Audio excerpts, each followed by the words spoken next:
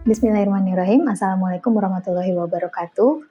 Saya Nenden Ismawati. Hari ini saya berbicara sendiri tanpa teman bicara. Biasanya saya ditemani oleh seorang keponakan saya dan kita akan ngobrol beberapa yang harus dibahas.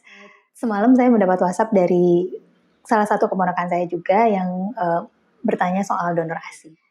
Coba kita bahas, tapi mungkin saya nggak akan membahas soal donor ASI-nya, tapi hanya ingin sharing dengan ayah ibu.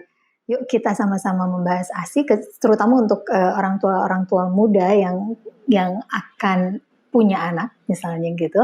Nanti kita akan bicara bagaimana sih sebetulnya ASI itu ya. Jadi ceritanya keponakan saya ini bayinya baru beberapa saat setelah lahir itu sempat dirawat di ruang perawatan intensif untuk bayi baru lahir atau bayi yang berusia kurang dari 28 hari.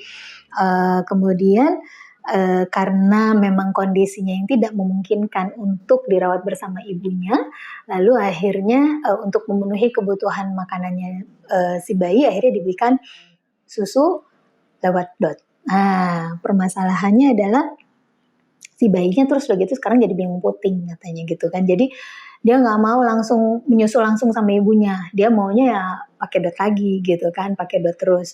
Nah, permasalahannya adalah si ibu merasa bahwa kalau misalnya karena bayinya tidak mau menyusul langsung ke ibunya, kemudian akhirnya jadi ketika ibu memompa ASI-nya, ternyata total yang keluar hanya 50 cc.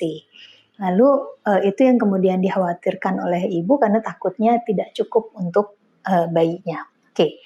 Nah, sekarang kalau misalnya kita membahas soal kecukupan ASI dulu. Saya pertama-tama sebetulnya membahas sama keponakan saya itu bahwa kita nggak bisa mastiin jumlah ASI kita dengan cara pompa.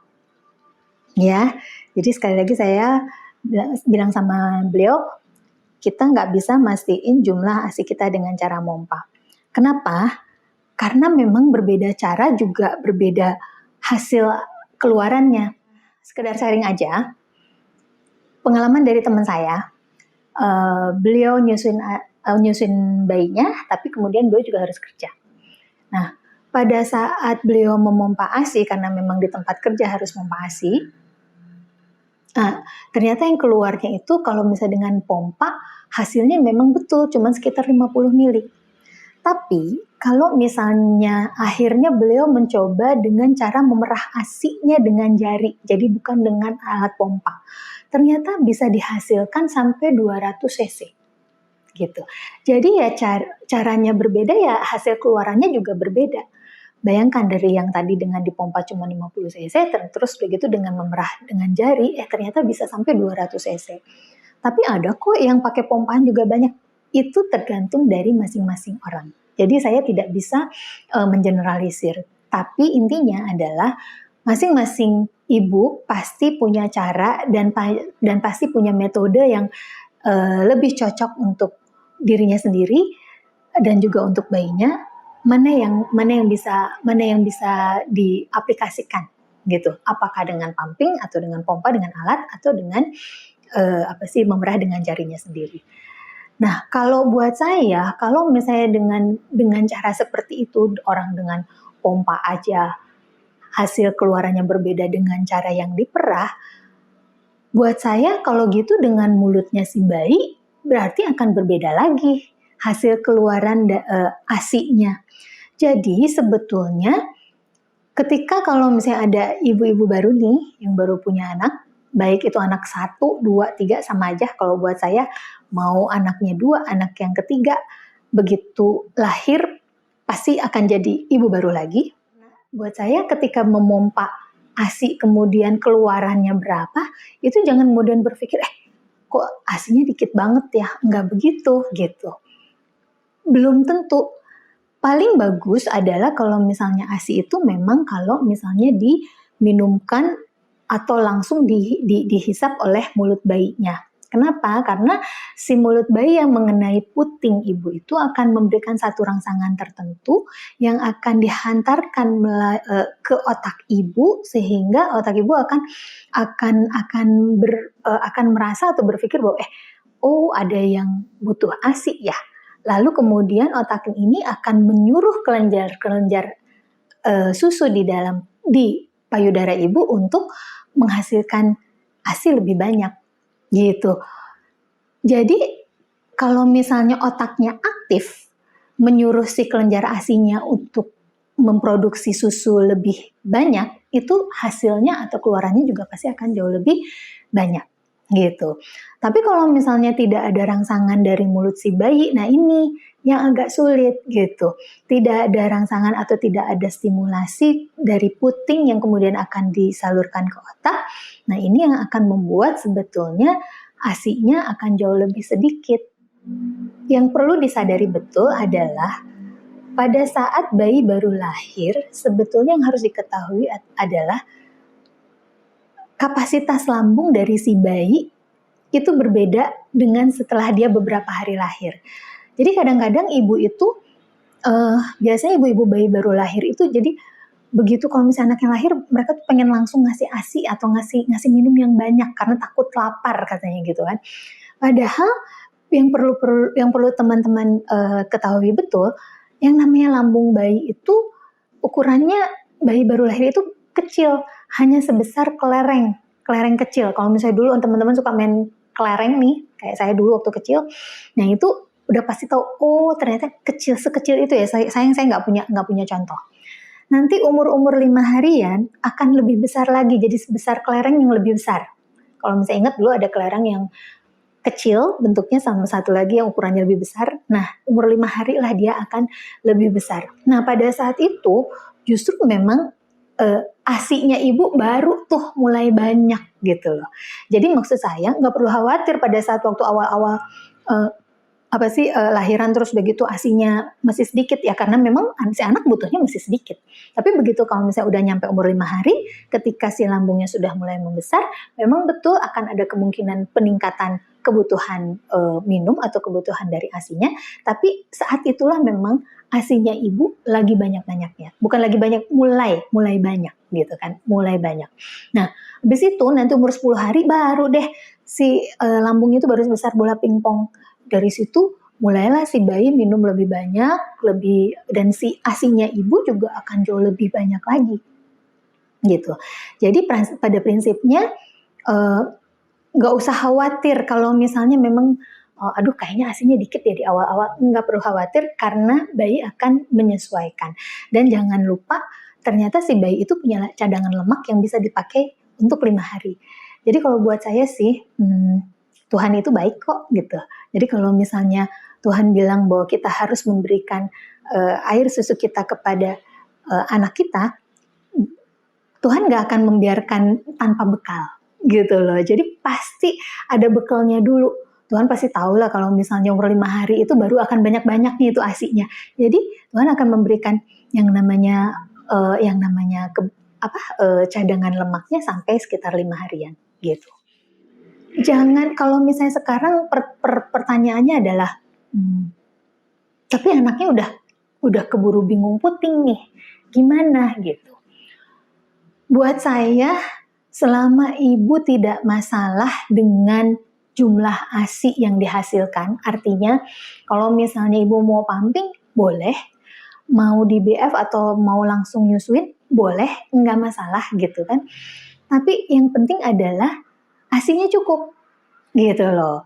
Nah, jadi terus gimana caranya supaya ASI-nya cukup? Sebetulnya ya yang harus dilakukan adalah awal-awal kita bikin supaya si putingnya ibu ini terstimulasi dulu dengan yang tadi, mulutnya bayi itu harus dicoba terus untuk menghisap supaya membangunkan otak si ibu gitu loh ya. Jadi usahakan terus untuk memberikan ASI langsung kepada bayinya, artinya dengan cara supaya si bayinya mau menstimulasi putingnya. Nah, setelah itu kalau misalnya kemudian mau dilanjutkan dengan pumping, dipompa ataupun misalnya diperah, silakan. Boleh. Saya punya pengalaman pasien saya ada yang full ASI 2 tahun itu dengan full pompa. Nggak pernah bayinya di BF atau misalnya disusuin langsung. Tapi bisa. Artinya kalau misalnya ibu itu bisa mencukupi ASI sampai 2 tahun lamanya hanya dengan pumping, artinya teman-teman juga bisa. Gitu loh. Yang saya kemarin bilang sama keponakan saya itu, yuk mindsetnya dirubah. Kalau misalnya, karena ini pasti tergantung dari mindset ibunya. Saya ingat betul,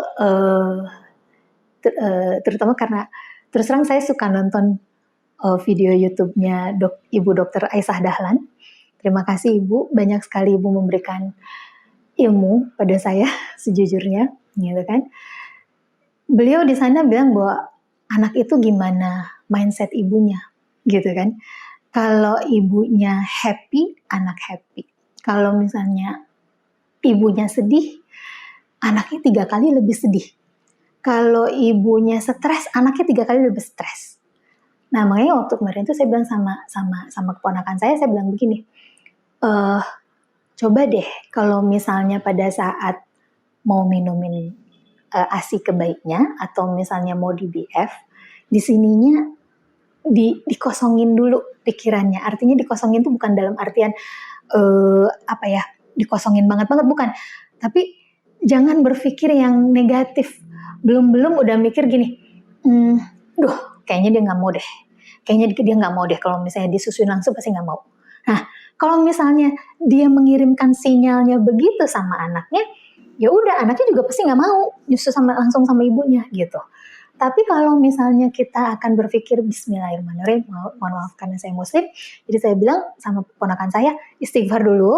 Kalau misalnya mau nyusuin langsung, istighfar banyak-banyak dulu. Habis istighfar, Bismillahirrahmanirrahim, langsung minta sama Allah, bilang, yuk Bismillahirrahmanirrahim, yuk nak kita coba untuk minum langsung ya gitu. Kita sama-sama belajar, adik belajar, bunda juga belajar gitu kan. Nah itu kemudian bismillah aja dan berbaik sangkalah bahwa si bayi pasti mau untuk nyusu langsung ke ibunya, gitu. Jadi dan minta sama Allah untuk dimudahkan gitu.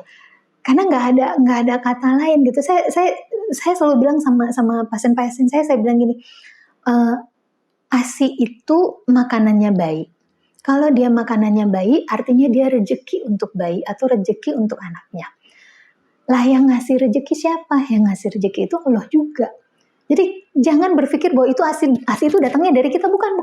Tapi ASI itu ya memang karena rezeki Allah untuk anak ibu. Jadi mintalah pada yang punya rezeki untuk yuk mudahkan rezekinya, mudahkan dia untuk mendapatkan apa yang memang dia butuhkan. Gitu. Jadi ya dikosongin, bukan yang tadi saya bilang, bukan dikosongkan pikirannya tapi dibersihkan gitu ya. Mungkin lebih enaknya begitu. Jadi bersihkan, tidak berprasangka buruk bahwa aduh ini kayaknya sedikit deh. Aduh kayaknya nanti dia nggak mau deh. Enggak begitu. Tapi bismillah, yuk bisa, pasti anaknya mau, pasti bayinya mau nyusu, ASInya banyak ya Allah tolong mudahkan. Bismillah, kalau misalnya terus-terusan bicara seperti itu, dikirim sinyal yang bagus, insya Allah pasti bagus. Pasti banyak ASInya. Dikasih sufor boleh nggak?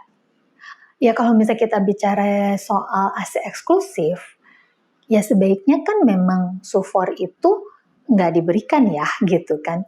Tapi lagi-lagi kalau saya selalu menimbang bahwa ini ibunya gimana dulu nih gitu.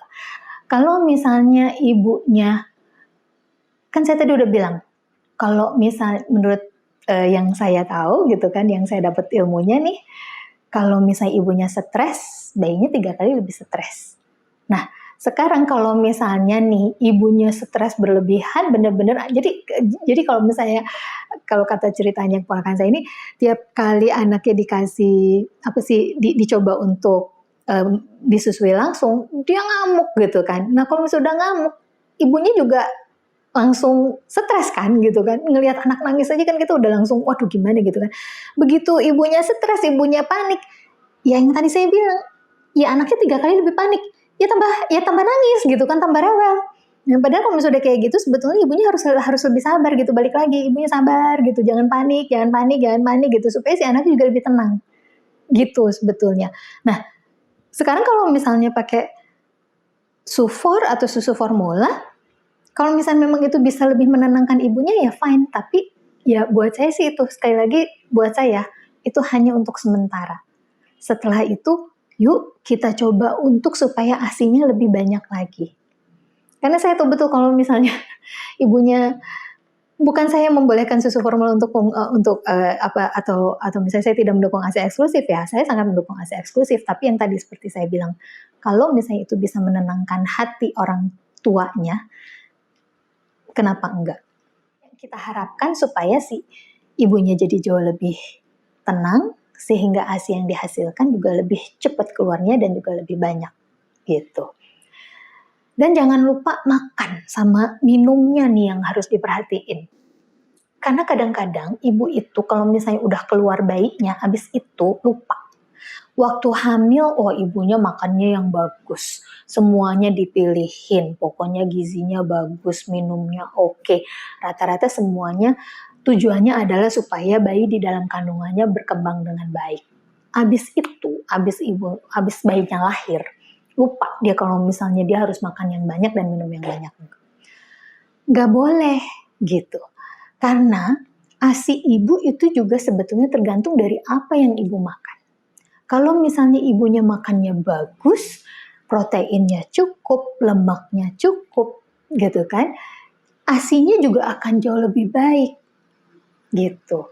Kandungan ASI-nya juga akan jauh lebih baik. Tapi kalau misalnya ibunya udah pengen buru-buru diet, atau misalnya, aduh udah nggak keburu nih makannya soalnya anaknya gandel terus, boro-boro sempat makan, boro-boro sempat minum, mau milih masak makanan atau yang bagus-bagus aja jadinya sulit gitu karena nggak punya waktu dan sebagainya. Hey, hello, nggak boleh kayak gitu.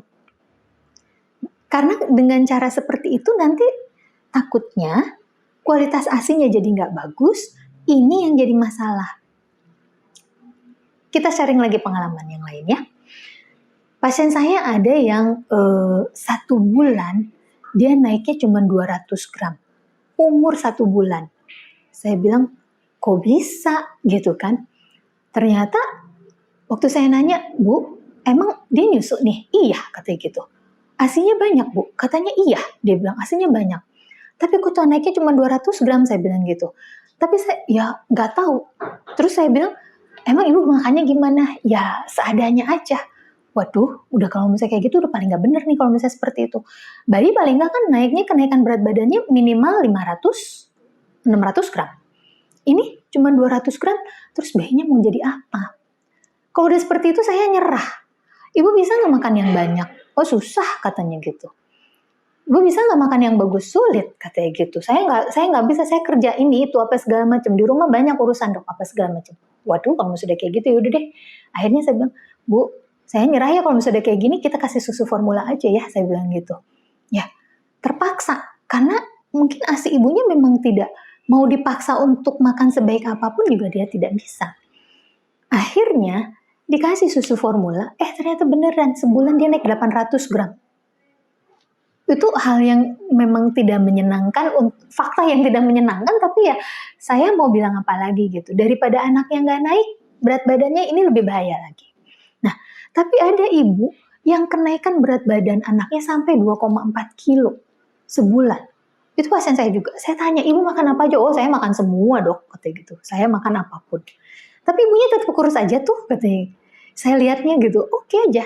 Berarti jadi intinya, apapun yang dimakan sama ibunya itu sebetulnya akan mempengaruhi kandungan dalam ASI ibunya.